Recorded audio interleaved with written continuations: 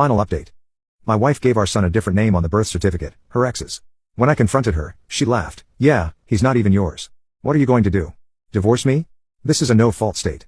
I'm taking half, loser. I didn't say a word. I just got a DNA test, hired a lawyer, and started packing. 3 months later, she was outside my building sobbing, homeless, and begging me to. She also emptied our joint checking account, $3,800, which Jessica immediately reported to the court as a violation of the asset freeze. The judge ordered her to repay it or face contempt charges. Then last week, she somehow got my new address, likely through a mutual friend who thought they were helping, and showed up pounding on the door, baby crying in her arms. Open the door, Mark. You can't hide from your responsibilities.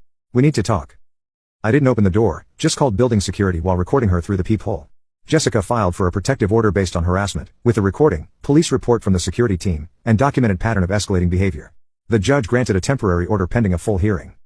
Meanwhile, I've been rebuilding, reconnected with friends Vanessa had subtly pushed away, sleeping better than I have in months. There's a strange liberation in seeing someone's true nature so clearly. Update 3, 4 months later. The legal process dragged on longer than I'd hoped, but we finally had our day in court. The judge, clearly irritated by Vanessa's continued games, missed financial disclosure deadlines, lost documents, another attempt to contact me despite the protective order, was thorough in his review. It was over in less than 3 hours. The outcome?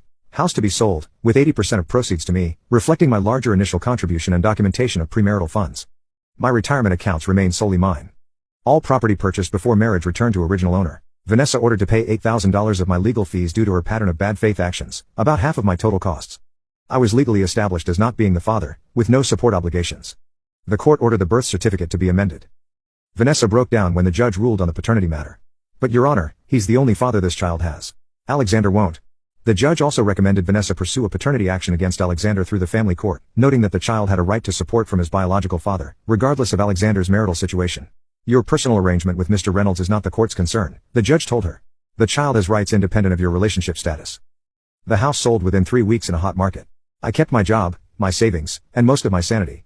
Through mutual friends, I heard Vanessa had to move in with her parents in a small town 50 miles away, making her sales territory impossible to cover. She eventually took a much lower paying retail job closer to them. The entitlement is still there, though. Last week, she emailed Jessica. Mark got everything he wanted. The least he could do is help me with a down payment on a condo after 4 years of marriage. I deserve something. Jessica's response: the court has made its determination. Please refer to the restraining order conditions before attempting further contact. Final update, 6 months later. Life has a strange way of coming full circle. Yesterday, I was walking out of my building to meet a friend for dinner when I saw her, Vanessa, sitting on a bench across the street, the baby in a stroller beside her. When she saw me, she stood up, hesitating before crossing over. She looked different, thinner, hair pulled back simply, wearing jeans and a plain sweater instead of her usual designer clothes. Please, she said as I stopped. Just 5